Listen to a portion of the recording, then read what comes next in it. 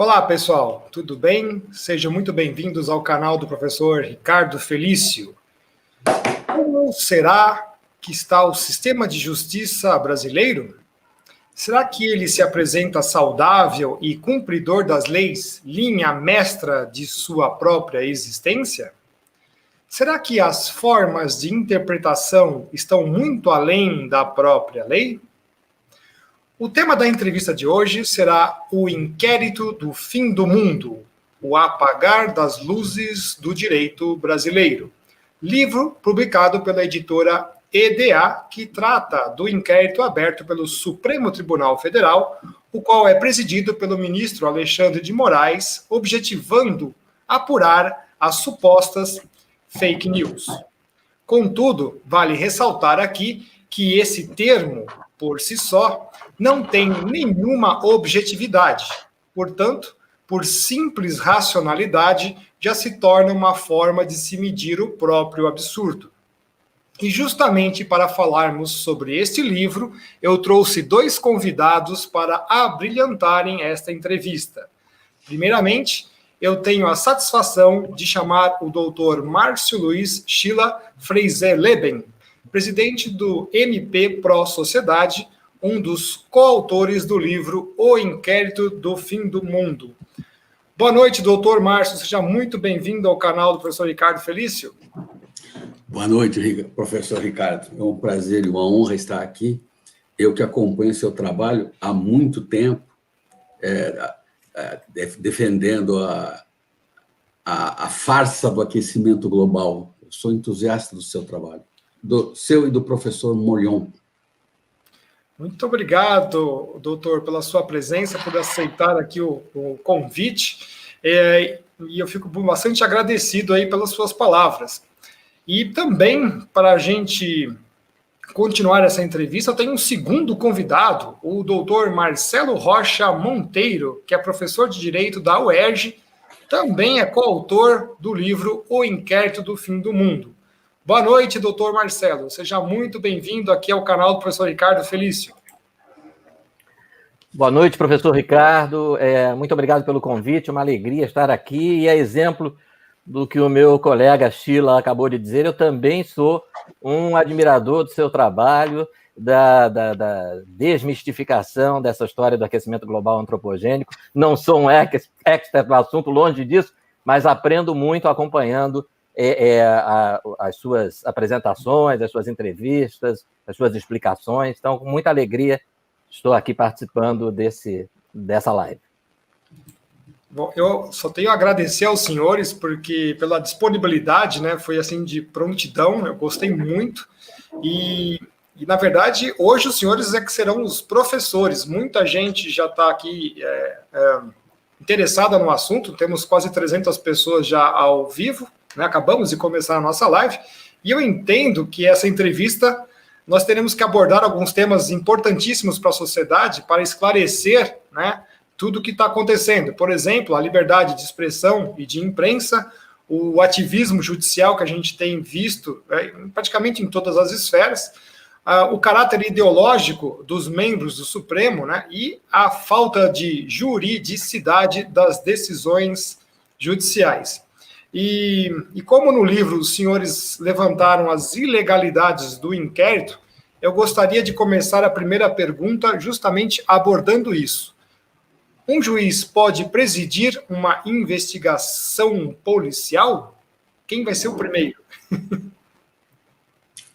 O Monteiro, professor Monteiro. Então, vamos lá. O nosso processo penal, ele adota um modelo, né, de funcionamento que a gente costuma chamar de modelo acusatório ou de sistema acusatório, né, que é um sistema baseado em separação de funções.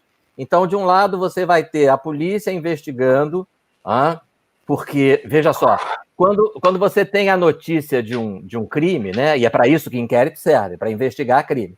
Você tem a notícia de um crime, você encontra, por exemplo, um cadáver, né, numa rua, com sinais de perfuração por projétil de arma de fogo. Quer dizer, tudo indica que aquela pessoa foi assassinada, tudo indica que ali houve um crime, né? que você faz a partir daí? Você começa um processo? Você não pode começar um processo, você vai processar quem? Né? Quem praticou aquele delito? Você ainda não sabe. Né? Então, você não começa pelo processo. Você, normalmente, começa pelo inquérito. O que é o inquérito? O inquérito é uma função da polícia, não é do juiz. Né? A polícia vai investigar. Né? Vamos ver, vamos fazer o exame cadavérico, vamos confirmar que houve realmente um crime de homicídio e, claro, vamos procurar descobrir quem praticou esse crime. Né? Então, essa é a investigação. Essa investigação, se ela for bem sucedida, ela vai fornecer para o promotor, para o Ministério Público, as provas necessárias para, aí sim, começar um processo, né, acusando formalmente alguém de um crime. A gente chama essa acusação formal de denúncia. E aí é nesse processo, ou é ao final desse processo, com direito à ampla defesa para quem foi acusado, é ao final desse processo que um juiz vai proferir uma sentença condenando ou absolvendo a pessoa que foi acusada daquele crime. Né? Se for de homicídio, vai ser na verdade, quem vai julgá-la vai ser o tribunal do júri, vão ser os jurados. Se for um crime como roubo, latrocínio, etc., vai ser um juiz. Né? Então, são funções diferentes. A polícia investigando para o Ministério Público poder acusar, o Ministério Público acusando para conseguir a condenação e o juiz julgando para condenar ou para absolver. Né? O juiz não pode interferir, não pode atuar, né? Não pode participar de forma ativa nem da investigação, nem da acusação. Né? Por quê? Porque a nossa ideia é de que o réu seja julgado por um juiz neutro. Né? Quando o juiz participa da investigação, como eu acabei de explicar, a investigação é uma coisa que acontece antes do processo começar. Né? É impossível alguém participar de uma investigação durante 30 dias, 60 dias, 90 dias, um ano, o tempo que for. Né?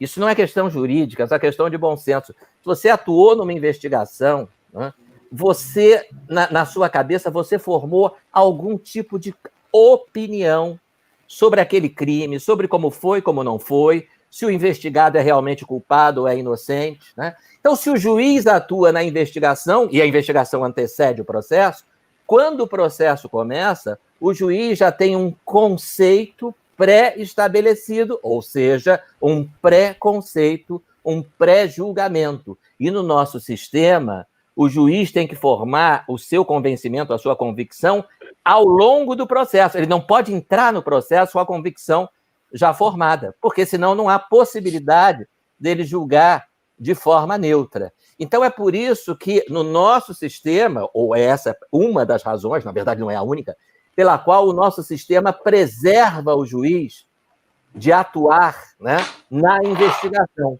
A única participação que um juiz pode ter na investigação, né, é quando a polícia ou o promotor precisam de alguma medida que só pode ser adotada com autorização judicial porque é invasiva do direito do investigado. Né? Por exemplo, busca e apreensão na casa do investigado, só com autorização do juiz.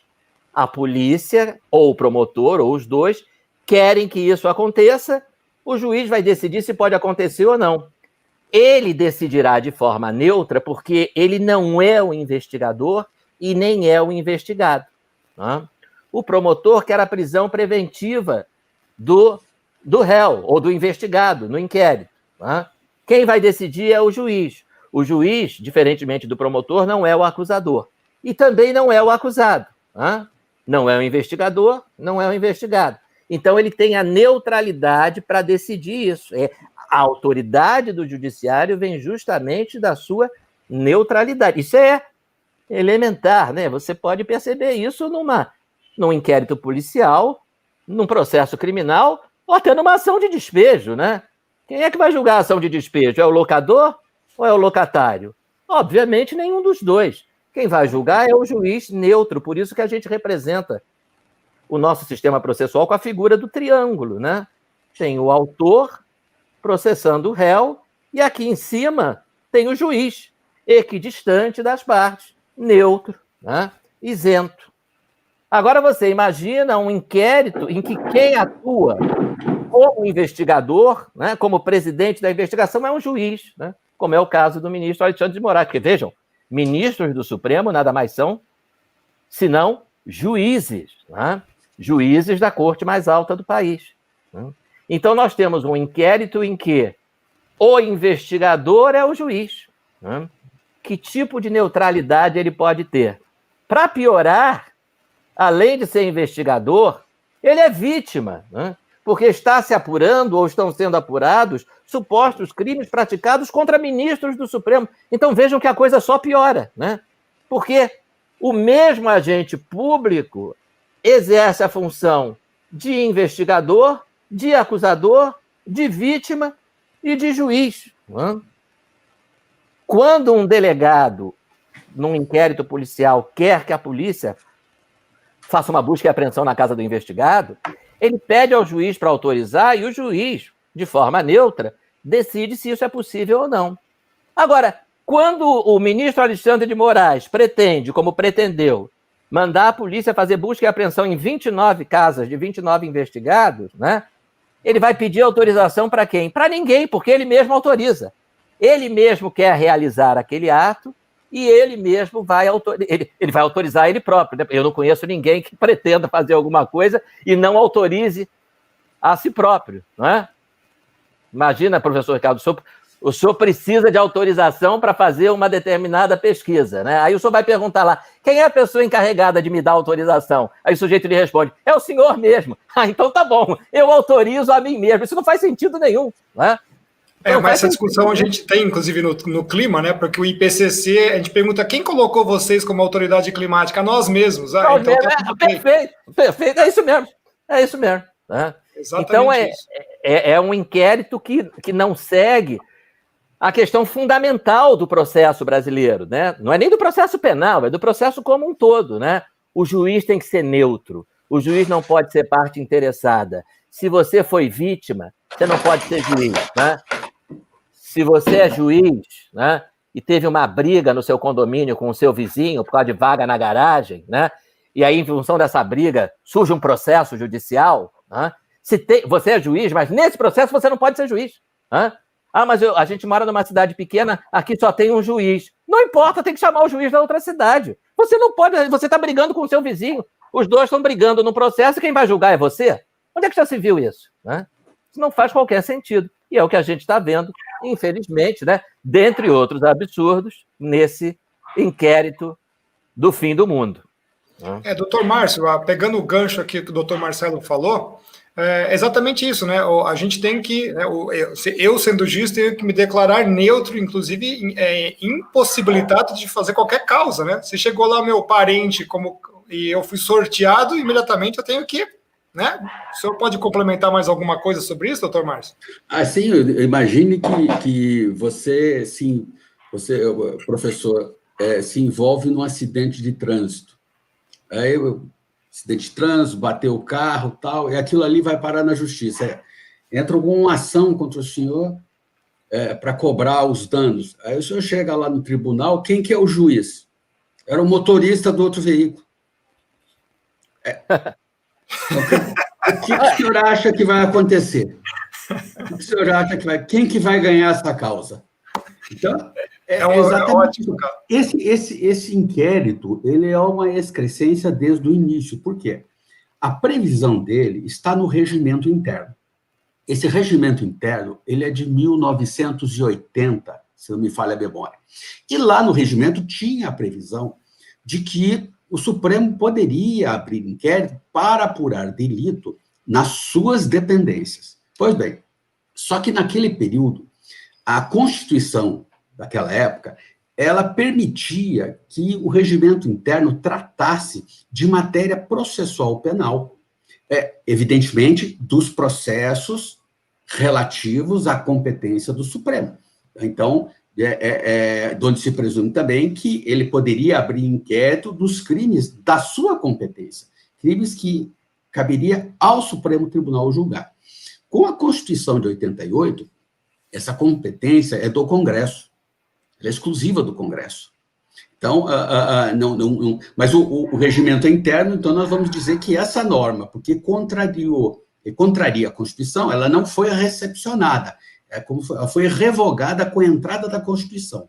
No entanto, eles resolveram invocar esse dispositivo, e não só isso, eles invocaram e alargaram, porque o dispositivo diz que crime nas dependências. Vamos imaginar que a dependência aqui é a dependência física, né? No recinto. Mas aí, lá na decisão, quando eles foram... quando o plenário foi referendar esse inquérito, a abertura dele, surgiu o argumento de que, como foi, hoje a tecnologia, as redes sociais, então, o Supremo é o Brasil todo. Esse argumento não procede, porque as comunicações, as redes sociais, elas estão em toda parte. Só que é o seguinte, naquela época, em 1980, também tínhamos o rádio, tínhamos a televisão, uma emissora que cobrisse o país todo, então, e falasse mal do Supremo. Então, é o mesmo raciocínio das redes sociais. Então, nada justifica a abertura desse inquérito. E todas as decisões que foram tomadas, elas não têm absolutamente nada de jurídico. Não existe argumento jurídico, né? Então, ali, nada se sustenta. Ele é o que nós chamamos de natimorto. Até o ministro Marco Aurélio usou essa expressão. Ele não pode ser usado... Quando ele terminar, ele não pode ser usado nem pela justiça competente. Não dá pra, encontramos aqui alguns delitos, vão mandar para a justiça comum. Ele é prova obtida por meio ilícito. No início, a autoridade é ilícita, tudo. Ali, tudo, se houver aqui, não tem que ser refeito. Porque aquela prova ali não pode ser recolhida, como o Supremo já decidiu várias vezes em situações semelhantes de prova obtida por meio ilícito, né? Então, é interessante isso, que se o cara estiver na estação espacial ou se estiver numa colônia marciana, então o Brasil chega até lá, né? Então é isso. Não, fez todo o sentido que os senhores falaram. Totalmente. Vamos para a segunda questão aqui, que é interessante também. Então não há uma inversão de papéis nesse caso, né? Praticamente é isso, né? Afinal, seria somente o Ministério Público, a Polícia Civil e a Federal que deveriam proceder nessas investigações por uma provocação também. É assim que a gente pode entender, para começar isso, porque o Estado, na verdade, ele não vai andar sem uma provocação. Seria esse raciocínio o correto? Vamos começar pelo Dr. Márcio agora, pode ser? É o professor de processo penal, é o Dr. Monteiro, e vai explicar a ação pública condicionada, incondicionada, provocação da vítima. Então, vamos lá. Então, Dr. Marcelo. Uma das primeiras coisas que a gente aprende na Faculdade de Direito é que o poder judiciário é inerte, né? Isso é um conceito muito antigo, tanto que a gente expressa isso em latim, porque foram os romanos, né, praticamente, na Roma Antiga, é que se criou essa ideia, ne procedat iudex ex officio, quer dizer, o juiz não procede, não atua por iniciativa própria, né? O juiz é... Então, você tem um inquérito, por exemplo, a iniciativa desse inquérito jamais pode ser do juiz, né? Esse inquérito vai nascer como uma iniciativa da polícia ou do Ministério Público e o juiz vai ficar parado, não vai tomar nenhuma iniciativa. Se, por acaso, no curso desse inquérito, para realizar alguma investigação, houver necessidade de autorização judicial, né, como eu mencionei antes, você tem, no dia a dia das investigações da polícia, você tem investigações que não precisam de autorização do juiz, né? A polícia não precisa de autorização do juiz para ouvir testemunhas, para colher declarações da vítima, para interrogar o suspeito, né, para fazer a cariação, para fazer exame do local do crime, para fazer perícia, né? Porém, às vezes, né, surge a necessidade de algum tipo de investigação que, por ser, como eu falei, invasiva do direito do investigado, a lei exige autorização de um juiz. Busca e apreensão domiciliar foi o exemplo que eu já dei. Interceptação de comunicação telefônica, né? Colocar um grampo, como se diz na gíria, lá no telefone, na linha telefônica do investigado. Isso você precisa de autorização do juiz, né? Uma medida cautelar, como prender o investigado ainda no curso do inquérito. Claro que precisa de autorização do juiz. Quando houver necessidade disso, aí a polícia vai procurar o juiz para pedir essa autorização Ou o promotor vai procurar o juiz, vai provocar o juiz para conseguir essa autorização, ou os dois juntos, polícia e promotor, né, o trabalho da polícia e do promotor tem muitos pontos de contato, né? Não há uma separação rígida entre eles, mas tem que haver uma separação rígida entre trabalho de polícia e promotor de um lado e juiz do outro. O juiz tem que ficar de lado, né? Tem que ser preservado, não toma iniciativa, fica quietinho, fica parado, né? Até que alguém o provoque, né? Veja, professor Ricardo, o senhor tem um imóvel que o senhor aluga, né? E o seu inquilino não paga o aluguel, sei lá, há 3 meses, 4 meses, 5 meses. O que o juiz vai fazer? Ele vai tomar a iniciativa de despejar o seu inquilino? Isso não existe, né? Quem tem que tomar a iniciativa de propor uma ação de despejo é você, que é o dono do imóvel, né? Você vai ao juiz e propõe a ação. Olha, o negócio é o seguinte, não está pagando, eu quero que despeje. O juiz chama o sujeito, ele dá as explicações dele, é o que a gente chama de contraditório, né? Cada um tem direito de expor as suas razões, as suas provas, e aí o juiz, no final, decide, né? Mas ninguém nunca viu um juiz batendo lá na porta. O senhor está despejado, né? Ah, não sabia que tinha sido proposta ação contra mim. Não foi proposta ação nenhuma, não. Eu é que resolvi vir aqui despejar o senhor. Ah, o dono do imóvel não tomou essa iniciativa? Não, quem está tomando iniciativa sou eu mesmo, né? Isso não existe. Juiz não toma iniciativa. Né? Por quê? Repito, para preservar a sua neutralidade, a sua isenção. Polícia pode tomar a iniciativa se o crime for de ação pública, tá? Às vezes não pode, às vezes depende da vítima, né? Mas nos crimes de ação pública, a polícia pode tomar a iniciativa de investigar, mesmo sem provocação da vítima. O Ministério Público, quando o crime é de ação pública incondicionada, também pode tomar a iniciativa. Judiciário não pode, juiz não pode, né? O juiz não age, como a gente diz em direito, de ofício. Quando a gente usa essa expressão agir de ofício, é você fazer alguma coisa que ninguém te provocou, ninguém te pediu, né? É uma iniciativa sua, né? A regra é, juiz não pode agir assim. Juiz age quando alguém vai lá pedir alguma coisa para ele. Alguém foi pedir alguma coisa. Seu juiz, eu preciso disso, preciso daquilo. Ah, bom, vou analisar, vou decidir. Mas não por iniciativa própria, né? Isso não é aleatório, né? O juiz não é inerte. Essa decisão, o único poder inerte é o poder judiciário, né? O executivo age por iniciativa própria, o legislativo, logicamente, age por iniciativa própria. O Congresso resolve fazer uma lei, faz lá a lei e tal, né? O Executivo resolve fazer uma obra, adotar uma política pública. Por que o Judiciário é o único poder inerte? Não é aleatório, isso não foi sorteado, não, né? É porque é a maneira de preservar a sua neutralidade. O Judiciário não corre atrás de nada, a gente é que corre atrás do juiz quando precisa dele para alguma coisa.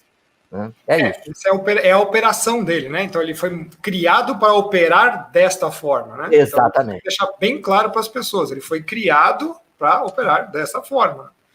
Tem uma pergunta que veio aqui da Anne Amaral, acho que é pertinente a gente colocar aqui um pouquinho, mas para responder rapidamente. Os senhores acham que a PGR foi conivente com o inquérito do fim do mundo?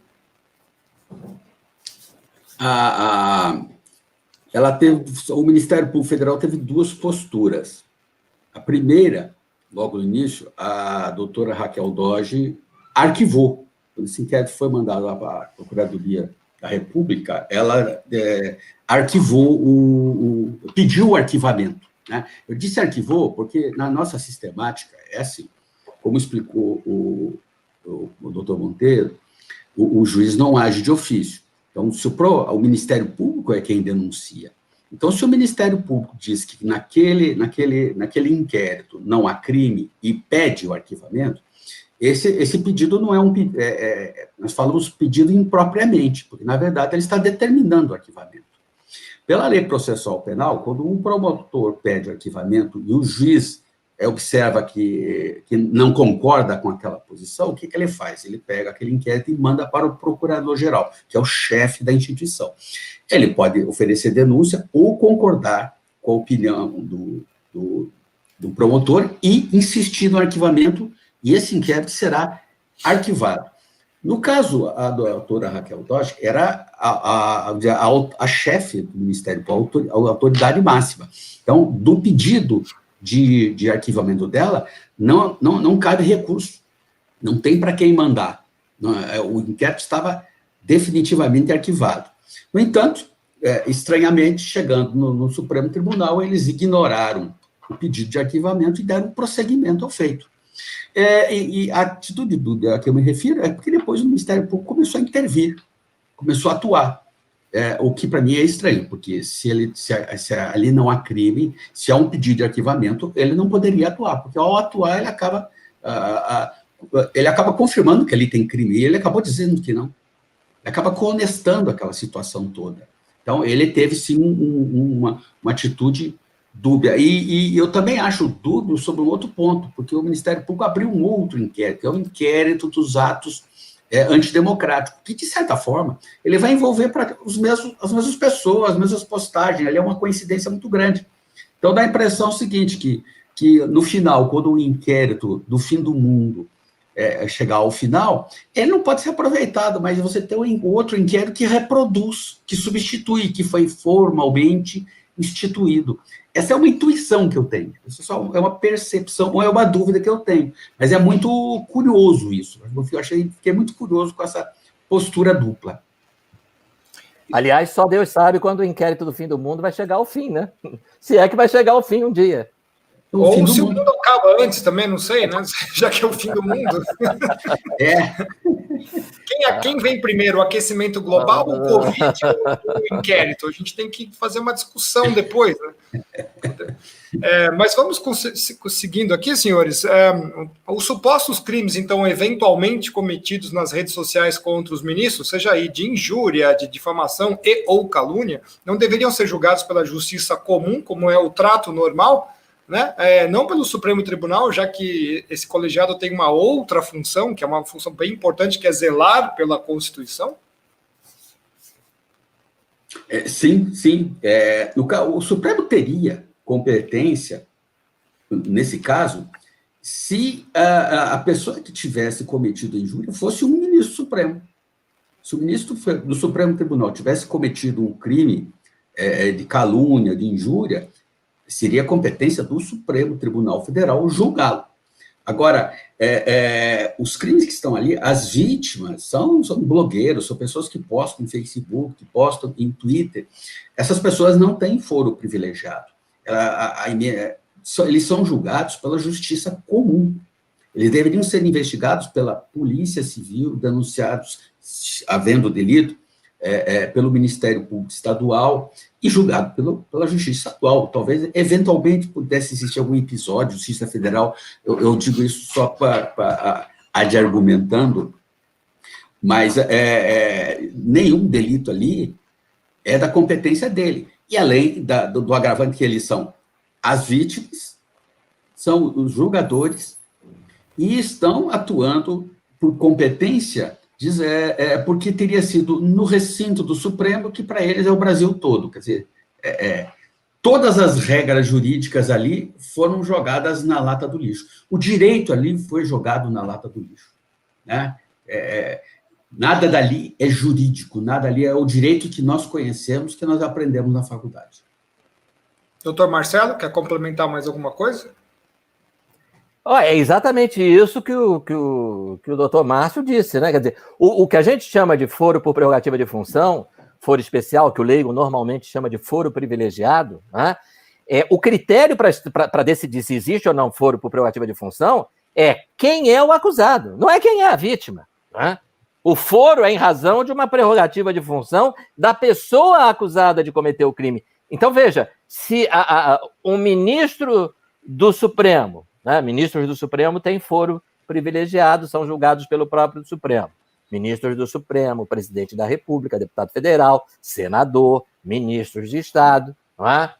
Então, se o ministro do Supremo for acusado de caluniar a minha vizinha aqui do lado, que é médica, né, ele é o acusado. A minha vizinha é a vítima. Se ele é o acusado, a competência é do Supremo, porque ele tem foro privilegiado. Né? Agora, se a minha vizinha, que é médica, é acusada de caluniar um ministro do Supremo, não existe competência do Supremo para julgá-la. Ela não tem foro privilegiado. Tá? O ministro do Supremo, nesse segundo exemplo, é a vítima. É a suposta vítima, é o suposto ofendido. Tá? Então, assim, Se o ministro caluniar um blogueiro, a competência é do Supremo, mas se o blogueiro caluniar o ministro, quem tem que julgar o blogueiro é o juiz de primeira instância. Tá? Por quê? Porque o blogueiro não tem foro por prerrogativa de função. Tá? O ministro, nesse caso, é a vítima. E tecnicamente, como começaria isso? Quer dizer, se eu sou um ministro do Supremo, eu teria que ir na delegacia fazer um boletim de ocorrência? Como é que começa, né, o estopim dessa provocação que a gente falou nas primeiras questões? Eu fiquei na dúvida disso, né? Por quê? Eu tenho certeza. Eu tenho certeza que se o ministro telefonar para o delegado vai no gabinete dele, vai em homenagem ao cargo do ministro. Ele não precisa nem ter esse incômodo de ir até a delegacia, mas ele precisa ele precisa atuar como vítima, né? Aí sim, né? Se o ministro Alexandre de Moraes se sentiu caluniado, difamado, injuriado, ou até mesmo ameaçado, né? Ou as filhas dele foram ameaçadas, ele tem que procurar a polícia. Ele vai à delegacia, ou, repito, telefona para o delegado dá uma passadinha no gabinete dele, tenho certeza que vai fazer essa cortesia para ministro do Supremo, né, e diz: aqui, doutor, eu, Alexandre de Moraes, né, nessa situação aqui, na qualidade de vítima, né, porque minha família foi ameaçada, foi injuriada, coisa e tal, então eu gostaria que fosse registrada a ocorrência e que tocasse a coisa daí para frente. O meu papel é esse aqui como vítima, estou registrando a ocorrência. Não sou o delegado, não vou ser o promotor e, principalmente, não vou ser o juiz nesse caso. Né? Por quê? Porque eu tenho interesse, né? Eu sou a vítima. Né? Então, é assim que a coisa deveria funcionar, né? Legalmente. Todos os ministros, inclusive o Alexandre de Moraes, são vítimas desses supostos crimes que estão sendo investigados? Parece-me que sim. Eu não sei se todos, mas como eles saíram recolhendo todo tipo de postagem, todo tipo de meme do Supremo, muitos já viram, tem uns até que aparecem todos eles, aí fazem meme como urubus togados, generalizando. Existem alguns que são específicos, atacando um ou outro, a fala de um. Então, provavelmente, todos já... Se formos analisar o inquérito que tem... nós sabemos que tem até o anexo 70, quer dizer, a 70 existem mais, eu não sei. Com certeza deve ter mais. Mas, com certeza, dentro desses inquéritos deve ter memes, deve ter piadas, ameaças, injúrias a todos. Com certeza. Doutor Marcelo? Se você me permite, eu queria ainda acrescentar sobre isso uma questão que me parece muito importante. Como falou o doutor Sheila, nós, na quase totalidade dos casos apurados nesse inquérito, né? Aliás, esse inquérito tem um outro absurdo, que ele não tem um fato definido, né? Uma das coautoras do livro, a juíza Ludmila Lins Grilo, ela diz que esse inquérito parece uma draga, né? Ele vai arrastando para dentro dele os fatos mais diversos do Oiapoque ao Chuí, né? Praticados pelas pessoas mais diversas, quando uma regra elementar do inquérito é que ele deve investigar um fato determinado, né? Eu nunca vi um inquérito instaurado para apurar todos os homicídios praticados no Brasil entre 2019 e 2020. Não existe isso, né? Sim. Você precisa de um fato definido. Esse homicídio é um inquérito, aquele outro homicídio é outro inquérito. Mas o que eu quero chamar a atenção é o seguinte: quase todos os fatos, os supostos crimes apurados aqui, são crimes relacionados a eventual abuso na liberdade de expressão, né? Ou seja, são postagens em redes sociais ou coisa parecida que caracterizariam ofensas, calúnia, difamação, injúria ou, eventualmente, uma ameaça, né? Eu chamo a atenção para o seguinte: como é importante... Claro que juiz neutro, juiz imparcial, é importante sempre, né? Mas pensa nesse tipo de crime, né? Quer dizer, você está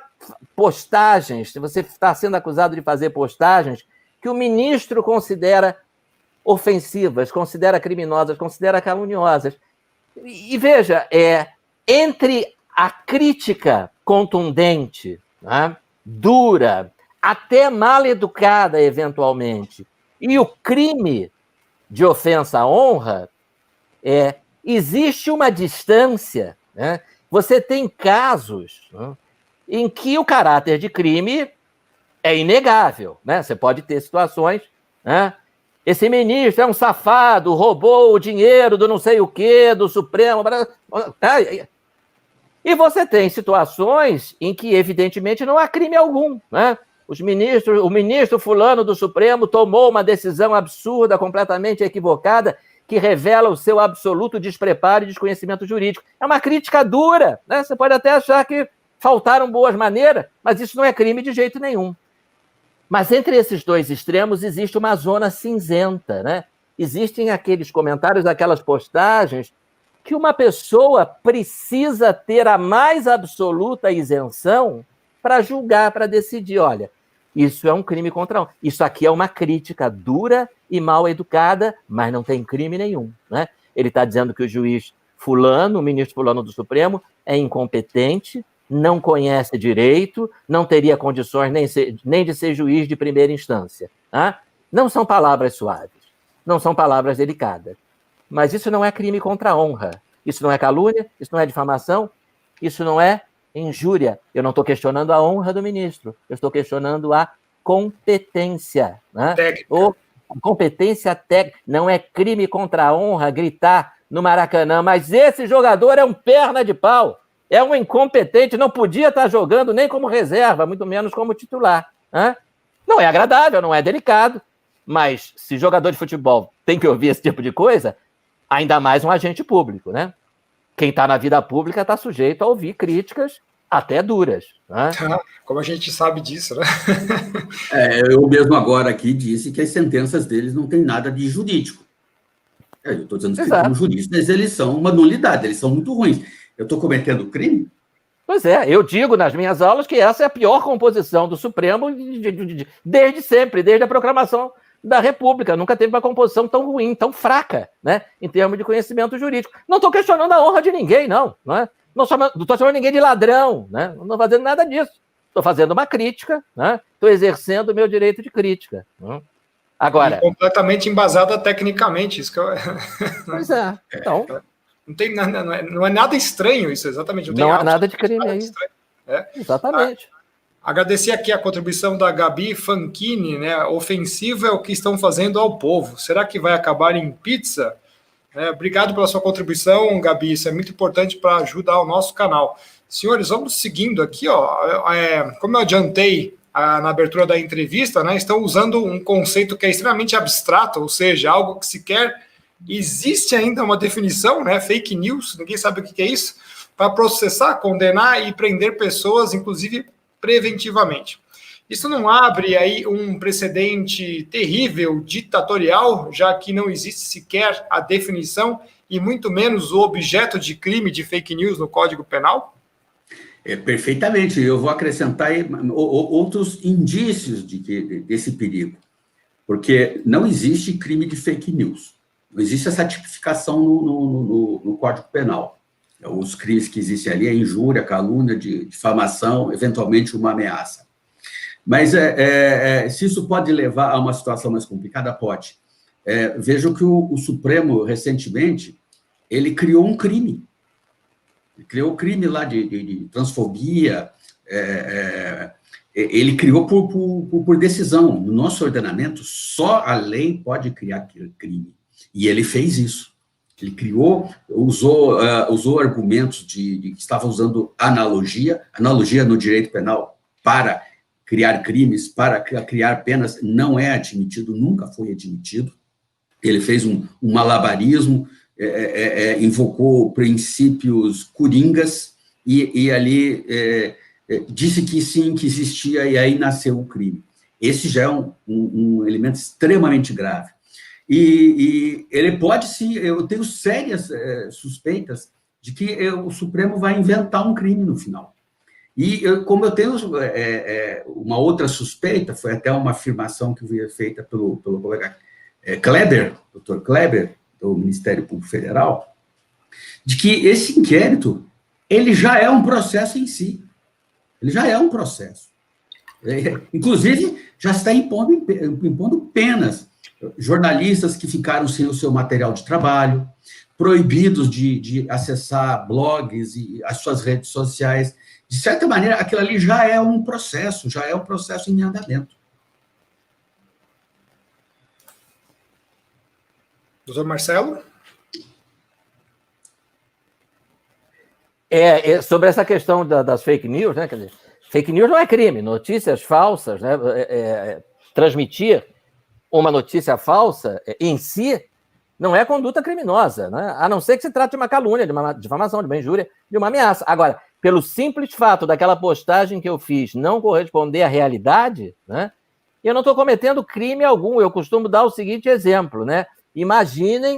Só imaginem, porque isso nunca vai acontecer, que lá no meu Facebook eu publico o seguinte post: Cuba é um país democrático, onde a população goza de toda a liberdade, onde a imprensa é livre e onde o governo não reprime a oposição. Aí acabou a minha postagem, né? É fake news da primeira até a última palavra, né? Tudo falso, né? Só tem mentira ali. Mas eu não pratiquei crime nenhum, né? O que vai acontecer? Como é que se combate fake news? Né? Com notícias verdadeiras. Alguém vai entrar lá e dizer, olha só, isso que o Marcelo postou é tudo mentira. Cuba é uma ditadura de partido único, um regime totalitário. Quem protestar contra o governo vai em cana e a imprensa é 100% censurada. Aliás, nem tem, só tem imprensa do governo. Né? Pronto.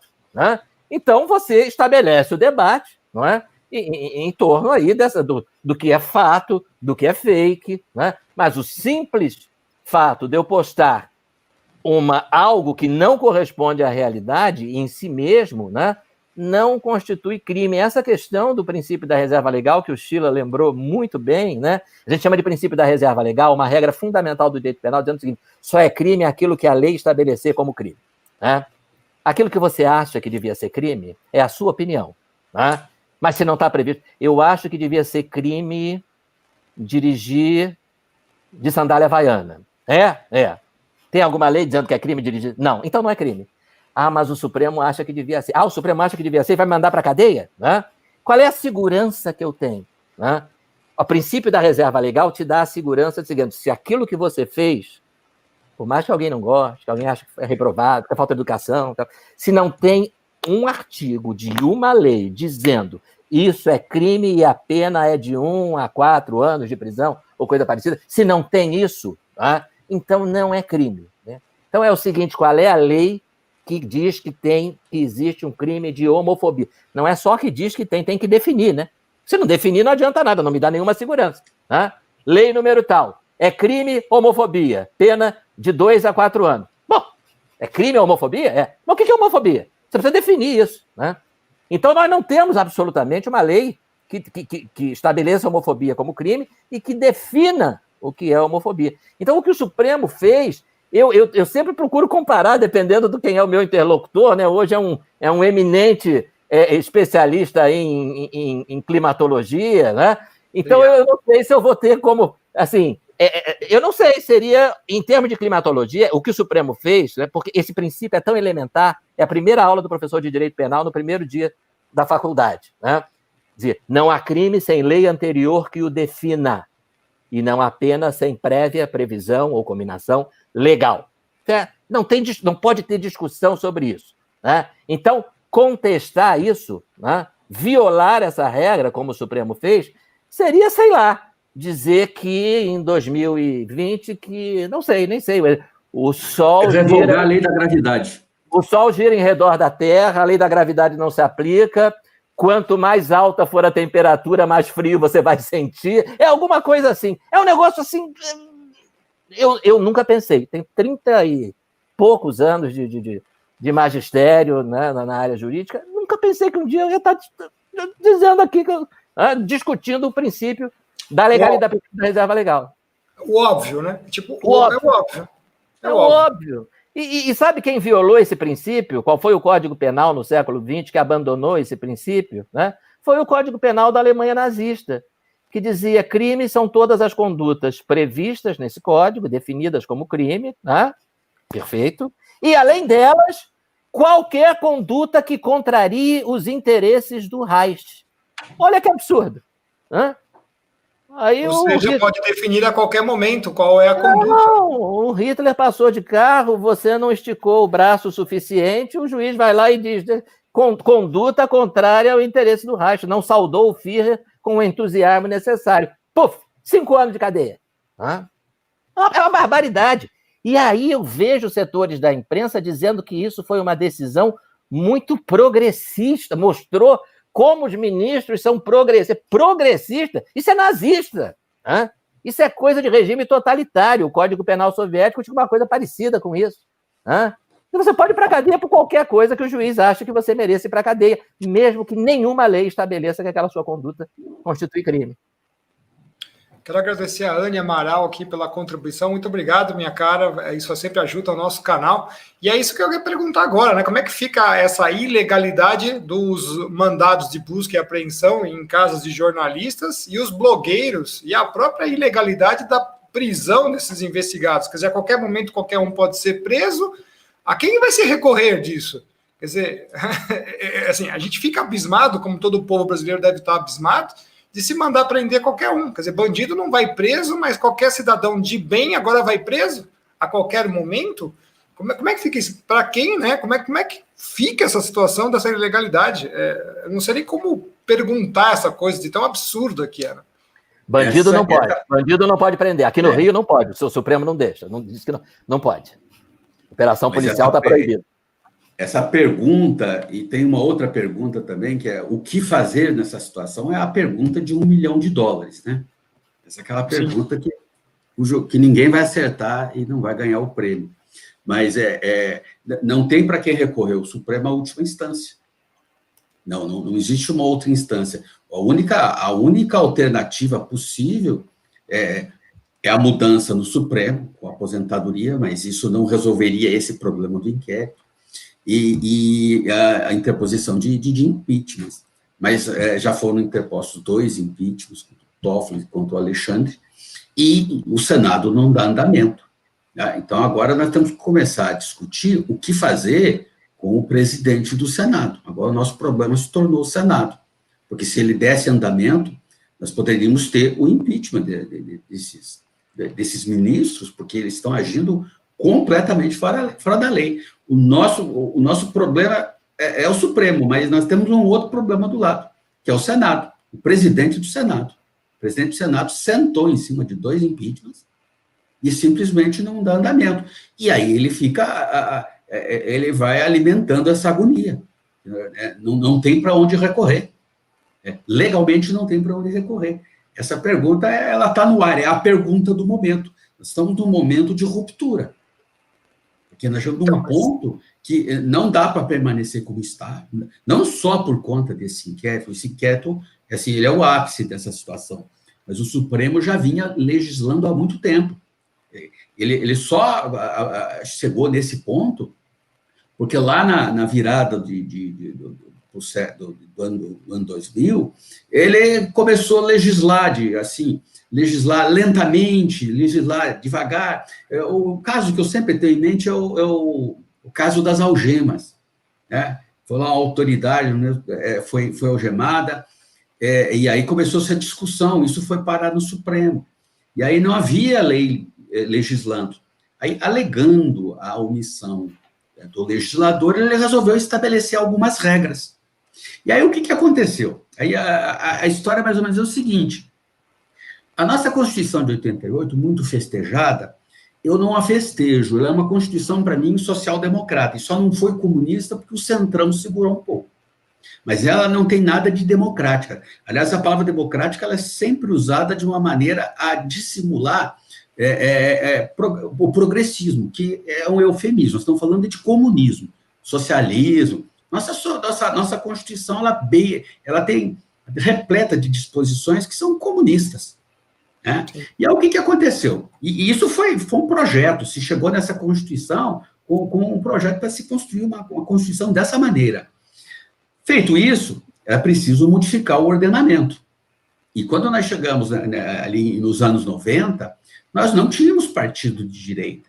Nós poderíamos ter ali, eventualmente, deputados de direita, evangélicos, a bancada ruralista, você podia ter elementos ali, pessoas de direita, com pensamento liberal. Mas, de resto, são todos partidos de esquerda.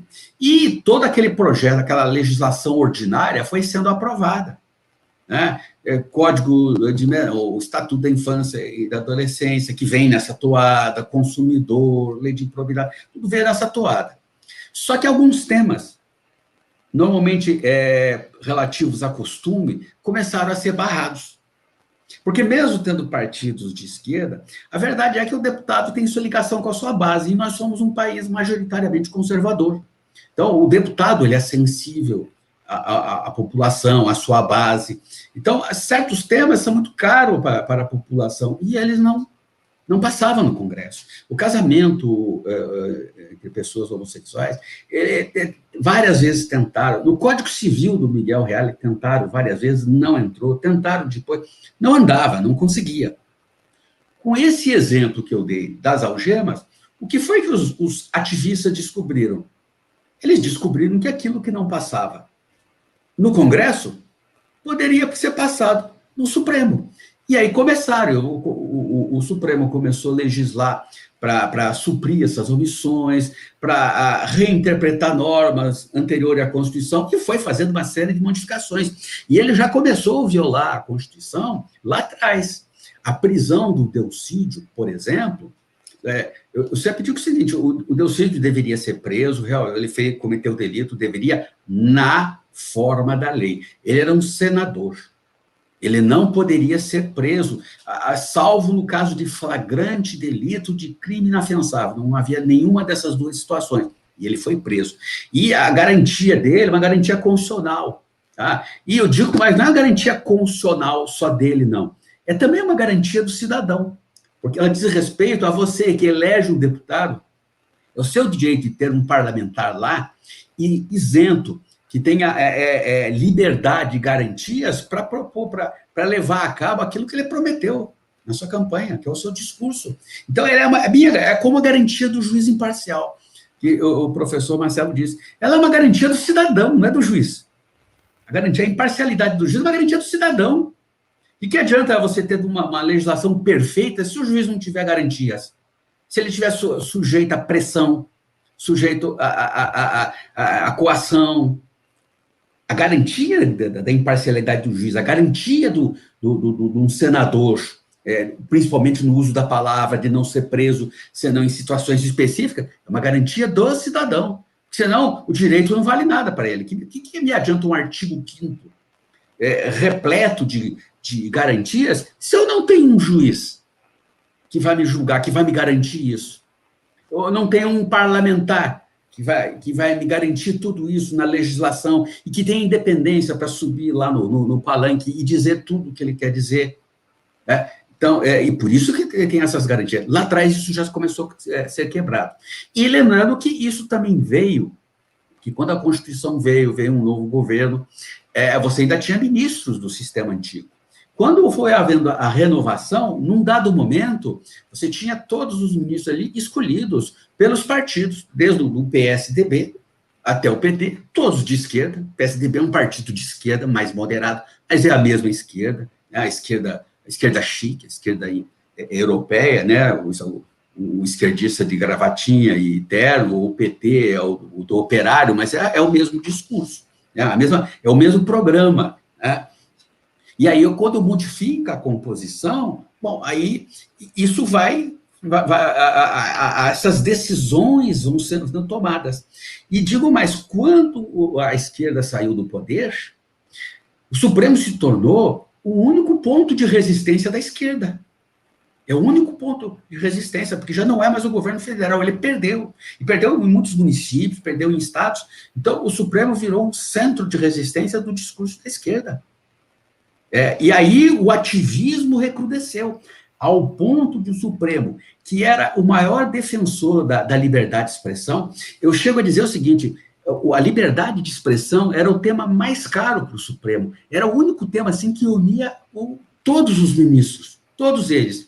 Era mais importante para o Supremo a liberdade de expressão do que o direito à vida, porque ele já tinha aprovado aborto de anencefalo, pesquisa em célula-tronco, ele já dava sinais de que era favorável ao aborto. Então, a garantia da liberdade de expressão era absoluta. E ele foi defendendo todo mundo. Ele revogou por exemplo, o crime na lei de imprensa, o diploma. Ele aboliu o diploma para jornalista, porque a liberdade de expressão não pode estar atrelada, aí o jornalismo é uma maneira de expressar e não podia estar vinculado a uma categoria. E até ali ele foi bem. Só que quando as críticas se voltaram contra o Supremo, parece que ele está mudando a justiça. Tem até, está circulando aí no YouTube, nas redes sociais, a frase do Alexandre de Moraes dizendo: quem não quer ser ofendido, não saia de casa. Quem não quer ser criticado, não entre para a vida pública. Ele está falando justamente de pessoas, de agentes que estão na vida pública, desde artistas e políticos, e os ministros, né? Porque nunca os ministros estiveram tanto na vida pública como esse Supremo de recente. Nunca deram tanta entrevista, nunca prejulgaram casos que estão sob a jurisdição dele, como agora, só que, de repente, agora parece que não é bem assim, a liberdade de expressão não é bem assim, e eles já começam a desdizer o que haviam dito antes. Gostaria de agradecer aqui a contribuição do Wolfman, culpa do povo inerte que não se levanta. Muito obrigado, Wolfman. E é justamente em cima disso que vem a minha próxima pergunta, que é como os senhores veem o Supremo tornando-se, então, um superpoder que interfere indevidamente nas funções constitucionais, tanto do Legislativo quanto do Executivo, e dele mesmo, do próprio Judiciário, já que ele está passando, nesse caso, por cima de todos os outros juízes, do Ministério Público e tudo mais. Professor Marcelo? Parece não haver limites, né, para o exercício do poder pelo Supremo Tribunal Federal, né? Em toda democracia, o único lugar em que se admite exercício de poder sem limite é em monarquia absoluta, né? Hoje deve ter o quê? Arábia Saudita e mais 2 ou 3, né? O Supremo está virando uma Arábia Saudita, né? Porque ele está exercendo o poder igual a um monarca absoluto, né? Sem qualquer limitação, né? O Sheila falou da interferência, né? Não é nem interferência, para mim isso aí não é interferir, é atropelar, né? Como o Supremo tem atropelado o Poder Legislativo, então eu queria dar alguns exemplos, né, de como tem se dado a interferência, né, indevida na administração. O Supremo não tem só legislado, né, ele tem administrado, e a partir do mau exemplo do Supremo, né, nós temos visto isso se espalhar para juízes e tribunais de instâncias inferiores, né? Não é papel do Judiciário, por exemplo, traçar política sanitária, né? A política pública é uma função do administrador, né? Do governante eleito pelo povo, para o Poder Executivo na esfera municipal, né? O prefeito, estadual, o governador, o federal, o presidente da República, né? Durante esse período de epidemia, de pandemia, o que mais nós vimos foi juiz-prefeito, promotor-prefeito, deixa eu falar aqui também, né, dos promotores, do Ministério Público, que também muitos deles contribuem para essa usurpação de funções, né? Aí você vê lá, juiz de São Luís do Maranhão decreta o lockdown da cidade e de mais 3 cidades vizinhas, mas como juiz, né? É ele que administra o município, né? Então, isso tudo é reflexo da atuação do Supremo, né? Juíza determina o número de radares que vão ser instalados em rodovias federais. A juíza que determina o número de radares, a política de transporte, não é o presidente eleito pelo povo que determina se vai ter mais radar, menos radar, radar móvel, radar fixo, nem isso ele vai determinar, até isso vai ser determinado pelo Poder Judiciário. Eu comentava semana passada, né, até uma coincidência, de assim, só está faltando o Supremo determinar qual é a política econômica do país, né? Alguém até comentou numa live que eu fazia, cuidado, porque daqui a pouco você vai ter isso também, né? Aí, essa semana eu me deparei com uma decisão da ministra Carmen Lúcia exigindo que o Banco Central explique a nota de R$200. Isso é surreal, né? Quer dizer, ela acha que é o Supremo que tem que decidir se vai ter nota de 100. Eu até sugeri que dessem para a ministra a seguinte explicação. Prezada ministra, a nota de R$200 é equivalente a 2 de 100. Entendeu, ministra, a explicação? Ela quer que explique mais o quê? Quer dizer, ela vai decidir, o Supremo vai decidir se vai ter nota de 200, de 300, de 100, se não vai ter, né? O que mais que eles vão decidir? qual é o desenho que vai ter em cada cédula, né? Quem é que vai ser homenageado, se vai ser uma onça, se vai ser um jacaré. O que é isso? Né? O que não tem mais limites. Né? Política externa. Todo mundo sabe que é função do chefe de Estado direcionar, estabelecer as regras de política de relações exteriores do país. Isso é assim no mundo inteiro. Né? Vai o presidente da República, expulsa a delegação venezuelana, né? Não reconhece mais a legitimidade da ditadura do Nicolás Maduro e expulsa, exercendo uma prerrogativa sua. Vem o ministro Barroso do Supremo e diz, não vai expulsar, não. Suspendo o ato. Mas como suspende o ato? Né? Então é isso. Daqui a pouco vai ter uma liminar do Supremo mandando o governo federal declarar guerra ao Paraguai ou coisa parecida. Né? Então não tem limite. Né? Não tem limite. E a partir daí, né, eu estamos sempre atenção para isso, porque a partir do mau exemplo do Supremo, a coisa vai descendo, né, para as outras instâncias. Né, e a gente se depara com as maiores aberrações. Né? O presidente nomeia uma pessoa, já nem lembro o nome, para dirigir o Instituto do Patrimônio Histórico e Artístico. Aí o juiz dá uma liminar dizendo, suspendo a nomeação, não gostei do currículo.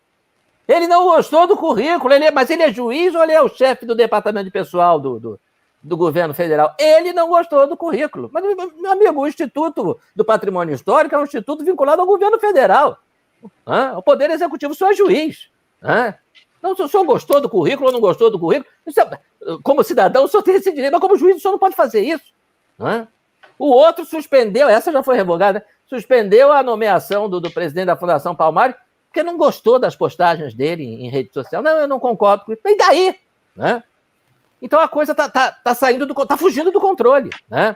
E isso vem de cima. Né? O exemplo, infelizmente, vem do Supremo, que tem se. Isso aí quando a gente reclama disso, né? Não é por antipatia do Supremo, do Poder, não é nada disso. O problema é o seguinte: o Judiciário não é eleito, o Executivo é eleito, o Legislativo é eleito. Por isso o Legislativo tem legitimidade para criar leis e o Executivo tem legitimidade para escolher, dentro da lei, é claro, políticas públicas. Né?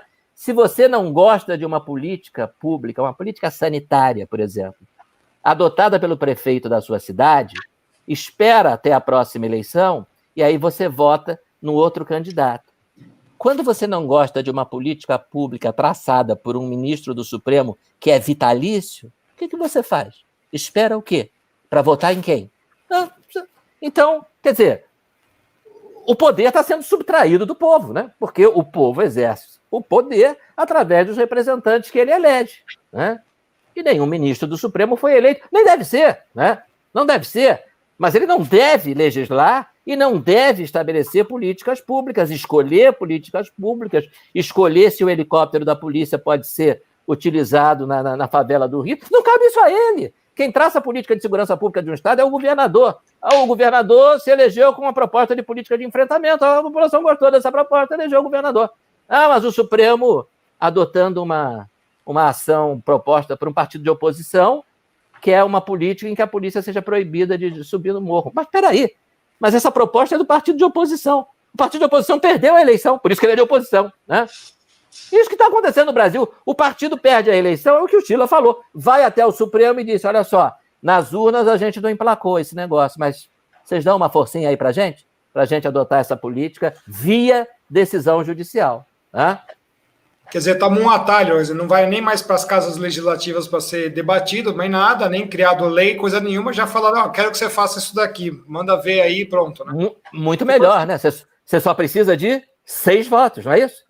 Para emplacar a sua política pública no Supremo, você não precisa de 300 deputados, 60 senadores, você precisa de 6 votinhos, né? Conseguiu 6 votinhos, você conseguiu lá, a política de segurança pública do Rio de Janeiro está sob intervenção do Supremo. A polícia está proibida, a polícia do Rio de Janeiro. Um estado que tem 1.400 comunidades dominadas pelo tráfico organizado. Uma estimativa de 56 mil homens fortemente armados integrando essas várias facções.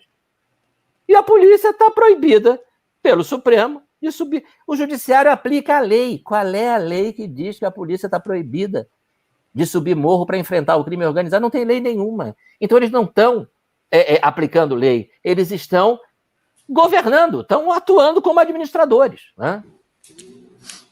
Tem até uma pergunta da Carla Rodrigues da Silva, né? Então, esses inquéritos só existem porque não estão aceitando o governo atual ser o de direita. Entendi bem? É mais ou menos por aí. Perfeitamente. Né?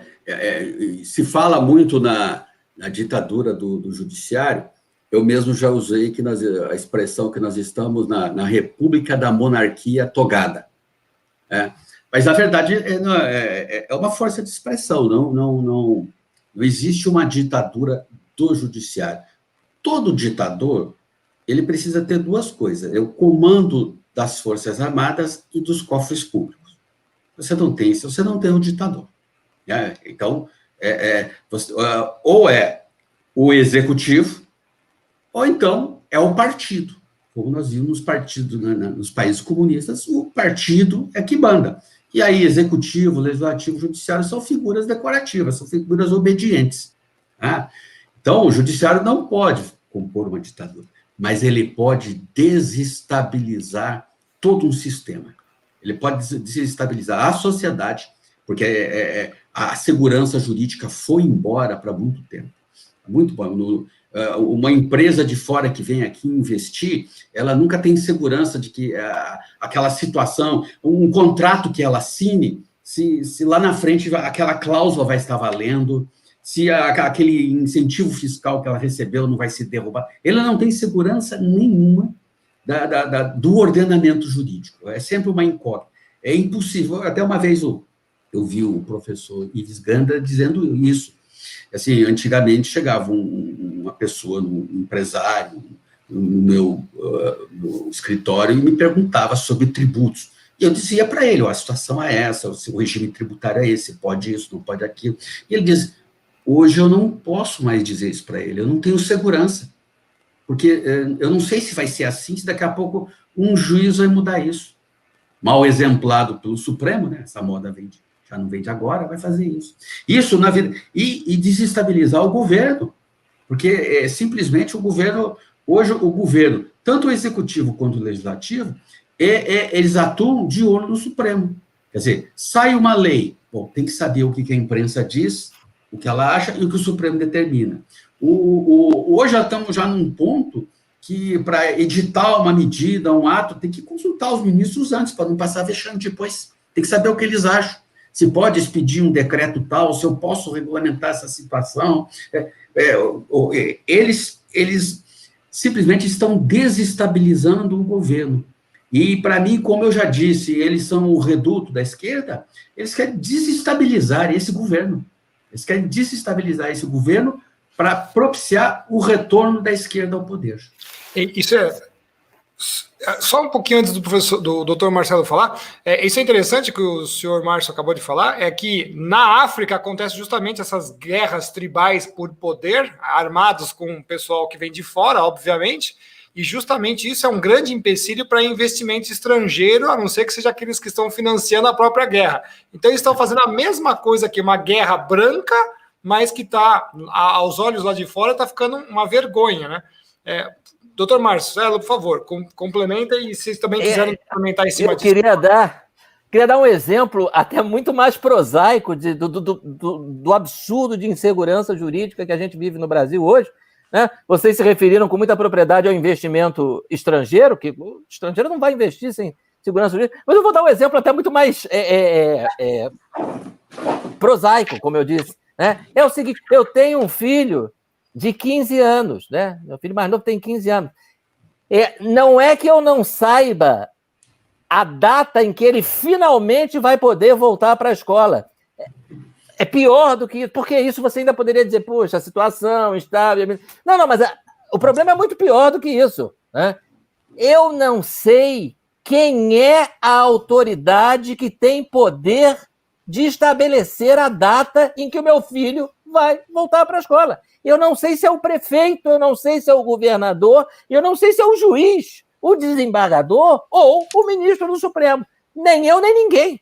Tá? Ou seja, o país está desgovernado. Desgovernado. que é o que o Daniel Falcão está colocando aqui, né? Quando o executivo se cala diante de tais aberrações perpetradas pelo STF e acata as mesmas, não estaria fortalecendo e consolidando o poder do monstro, entre aspas?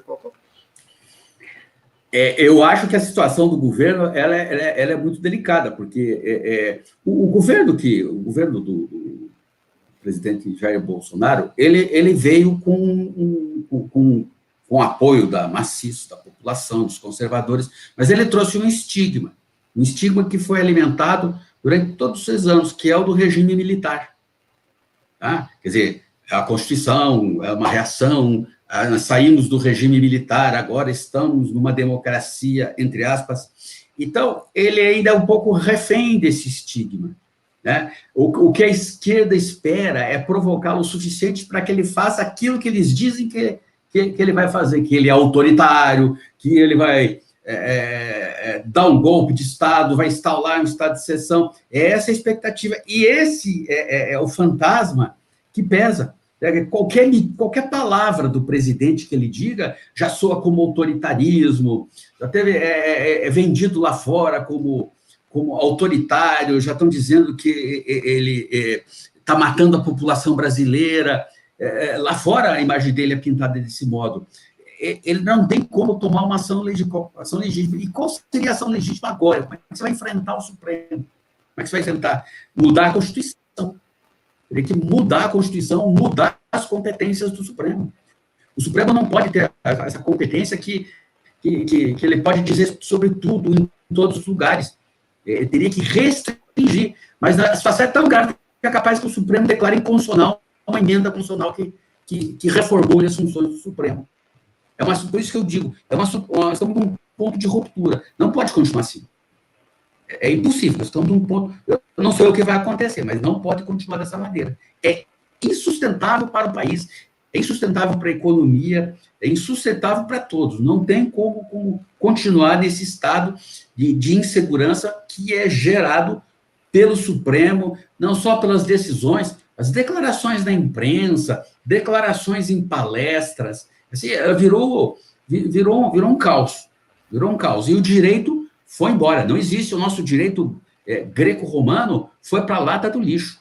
O que estão aplicando aqui é um principiologismo, que é uma versão de algo que já existia nos anos 800, que é o sociologismo jurídico, que o juiz julga de acordo com os princípios do bom senso, e que eles reeditaram e vendem para a população como pós-modernidade, pós-positivismo, vem todo requintado com teorias, mas é a continuidade. A pós-modernidade é o nome moderno da esquerda, do neomarxismo.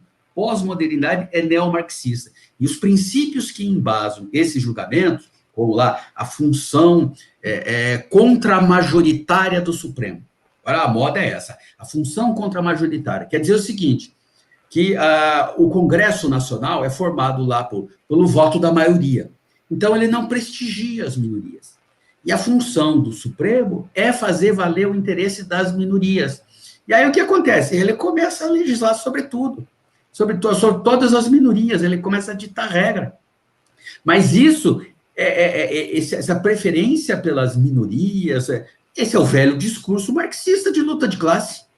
É o velho, reeditado com ares de modernidade, mas é a velha luta de classe. Substituíram o operário de fábrica pelas minorias. É a nova freguesia agora que foi fornecida pela escola de Frankfurt. E agora nós temos um novo neomarxismo, só que ele é disfarçado, porque nós estamos no mundo do sociolinguismo, né? Então,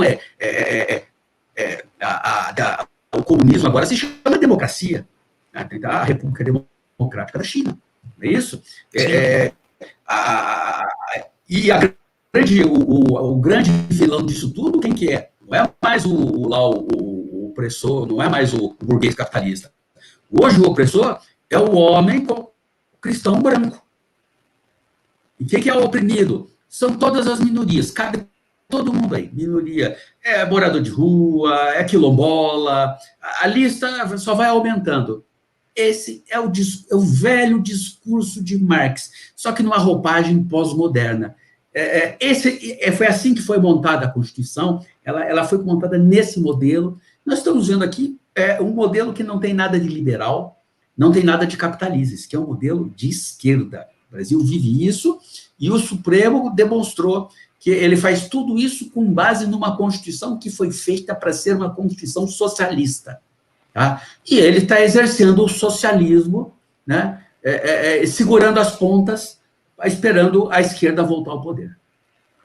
Em 2002 eu já dizia aqui na minha casa que nós já vivíamos num país socialista. Hoje nós estamos com muito mais evidências de que isso acontece.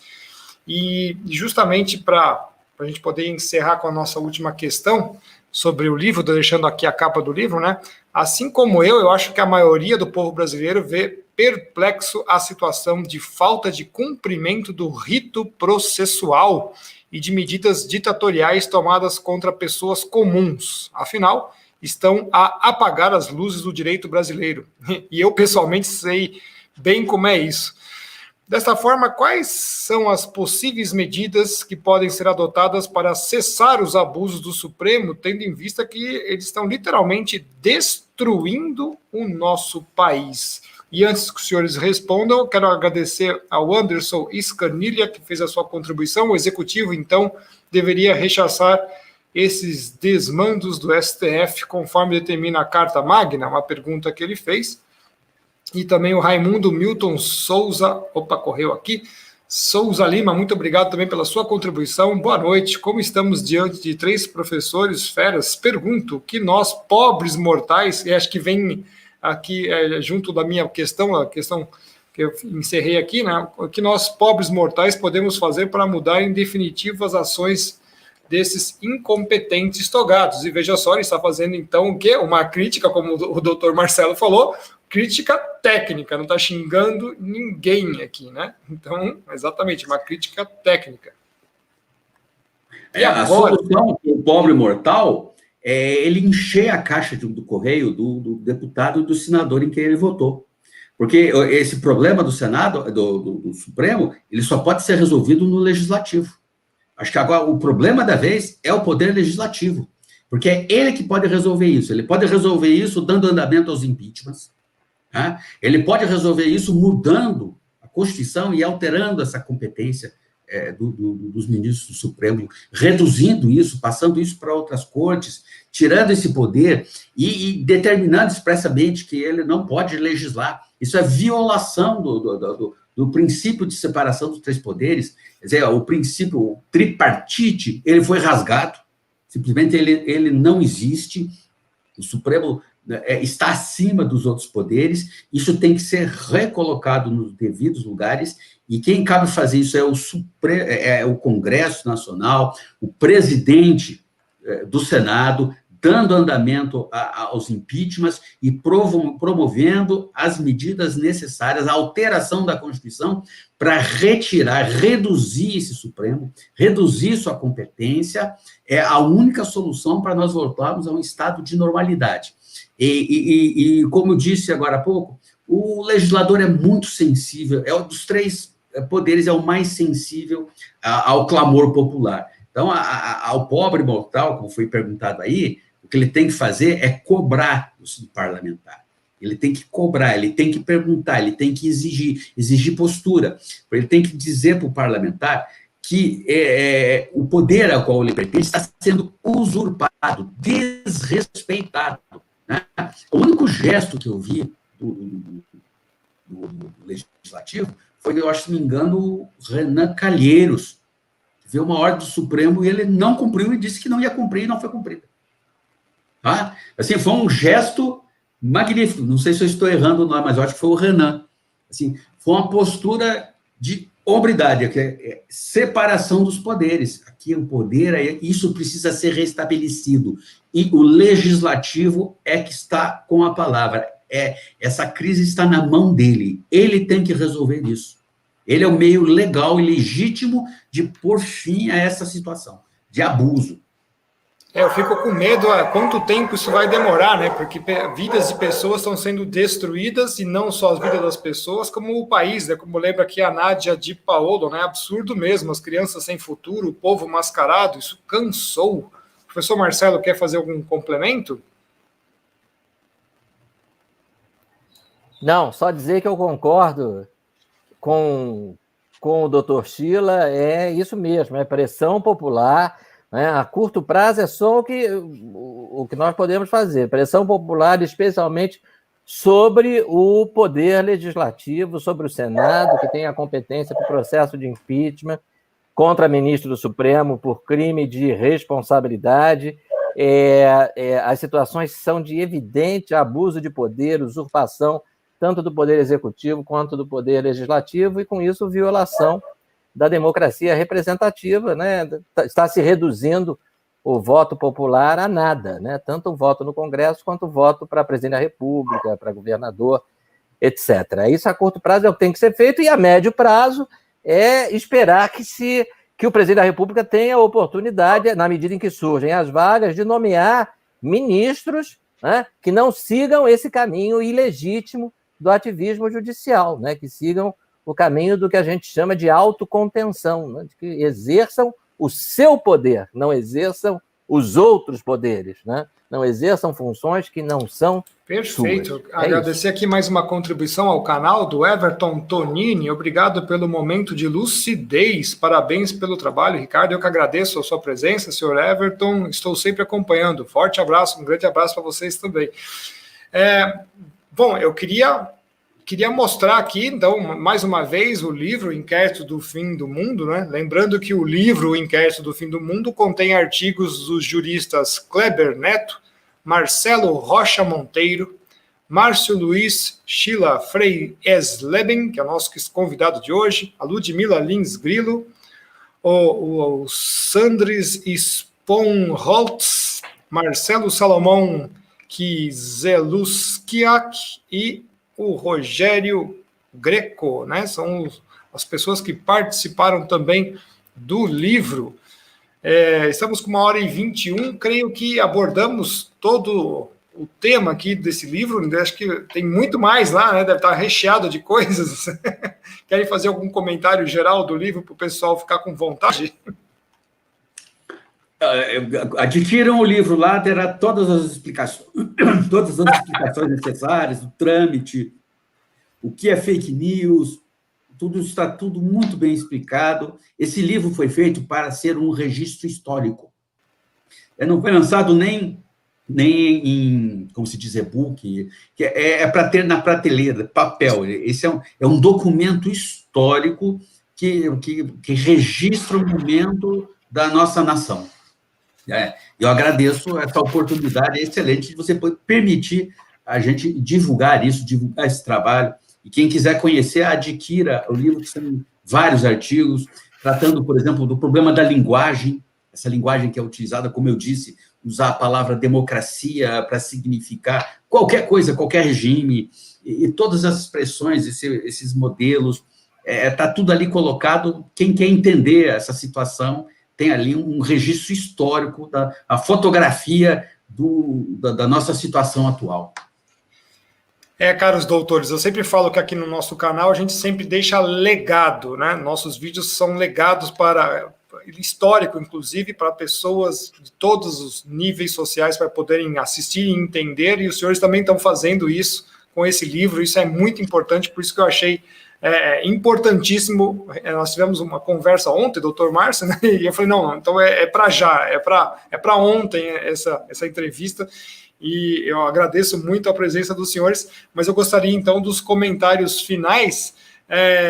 Gostaria que começasse, então, pelo doutor Marcelo Monteiro, suas considerações finais e meu imenso agradecimento pela sua presença aqui, que foi um show, uma aula, e já se sintam convidados para participar mais vezes, tá? Inclusive, se tiverem atualizações, já se sintam convidados. Doutor Marcelo, a palavra é sua.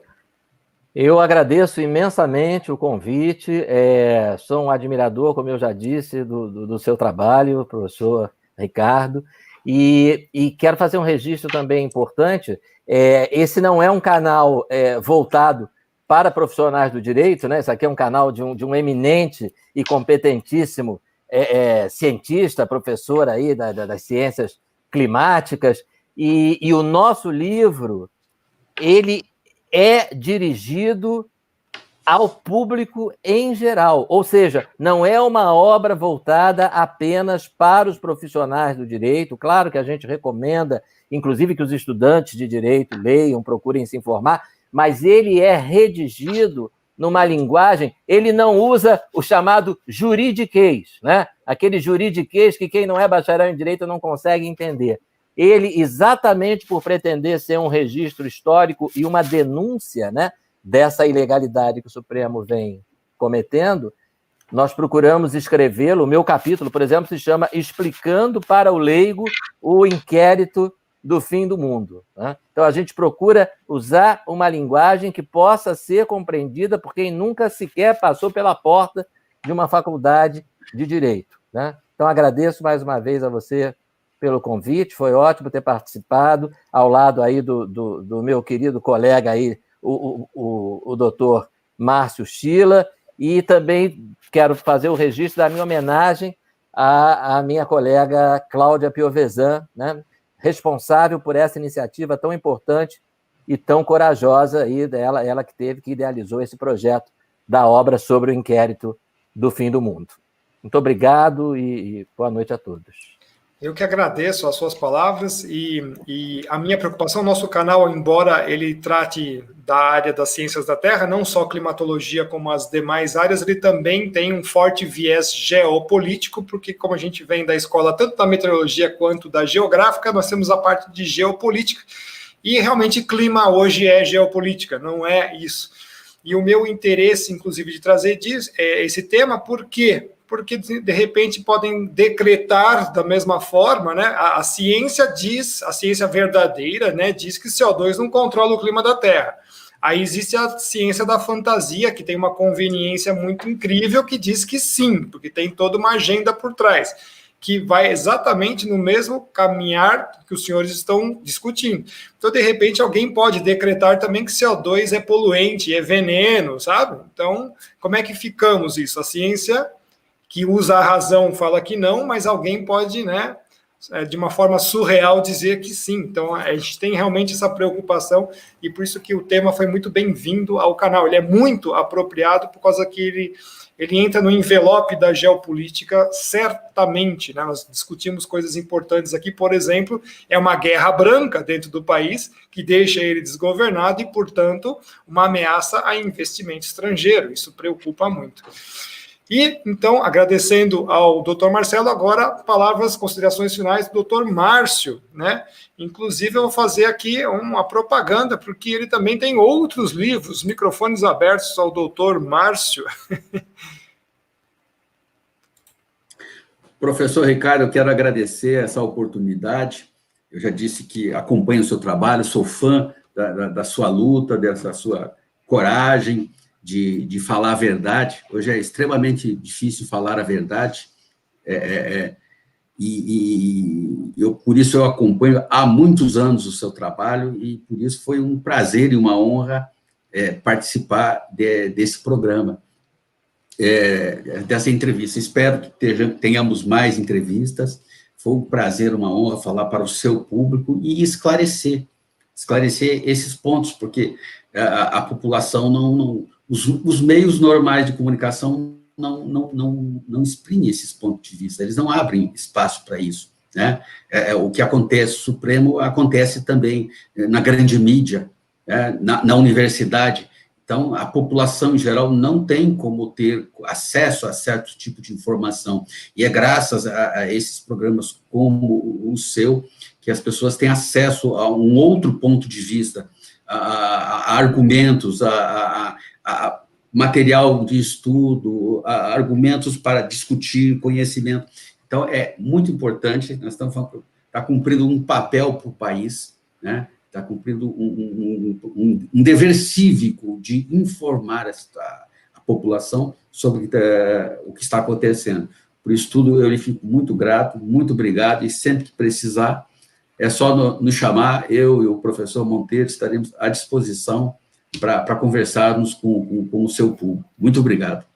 Comenta um pouquinho dos seus livros, né? Estamos aqui... Sim. O Ministério Público para Rir e Chorar, que foi escrito pelo professor Jean-Marie Lambert, e eu participei fazendo todo o trabalho de pesquisa, ele fez toda a redação, é um livro brilhante, muito bem escrito, né? É um livro fantástico, conta a história de como que aconteceu a evolução do pensamento jurídico dentro do Ministério Público, como que isso se deu passo a passo, como que ele deixou de ser aquele antigo Ministério Público e foi se transformar nesse Ministério Público ativista. O outro livro é o Globalismo, Ativismo Judicial, o Ministério Público como agente de subversão social. Ele também se baseia nesses mesmos fatos, mas aí eu desenvolvo uma teoria globalista de duas correntes globalistas, a das grandes fundações e a do neomarxismo, e eu traço mais ou menos o objetivo do Ministério Público, os instrumentos, os discursos, e o que ele pretende com isso, para concluir no final que todo esse sistema, toda essa ação, ela caminha para a ruptura da soberania nacional, como um elemento necessário para a instauração de uma nova ordem mundial, de um governo mundial. Então, você precisa... todos esses mecanismos são de ruptura da soberania do país, é disso que tratam esses livros. Ok, muito obrigado, então, pela presença dos senhores, eu fico muito grato. E, então, eu tive hoje o prazer de entrevistar o doutor Márcio Luiz Tila e o doutor Marcelo Rocha Monteiro, que fazem parte aí do MP Pró Sociedade, são coautores do livro O Inquérito do Fim do Mundo. Eu espero que você tenha gostado muito dessa live, ela foi bastante elucidadora, nós aprendemos muito aqui, eu principalmente aprendi muita coisa, e nós estamos aí, né, numa situação bastante ímpar, muito difícil, de uma guerra branca, da qual a gente espera uma solução mais rápida possível. Até lá, continuemos orando e seguindo os caminhos do nosso Deus, nosso Senhor, tá? Um grande abraço para todos que ficaram acompanhando até agora. Até a nossa próxima live, que de repente pode acontecer ainda amanhã, ok? Fiquem todos com Deus, uma boa noite, até mais.